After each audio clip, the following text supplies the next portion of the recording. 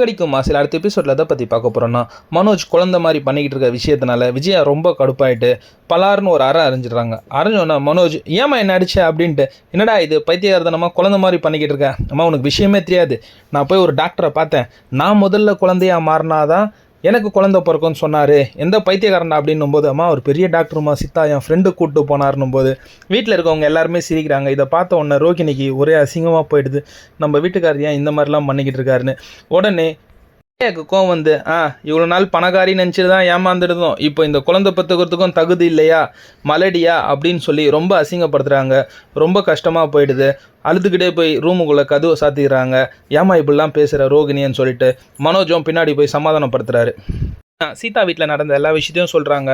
முத்துக்கு ரொம்ப கஷ்டமாக இருந்தது. சீதாவை போய் பார்த்துட்டு, பற்றியா சீதா இந்த மாதிரிலாம் நடக்குன்றதுனால தான் நான் இந்த உண்மையை சொல்லாமல் இருந்தேன், கடைசியில் அதே மாதிரி ஆயிடுச்சு பற்றியா, நீ போயிட்டு அருண்கிட்ட சாரி கேட்டு அவங்க வீட்டில் இரு அப்படின்னு சொல்லி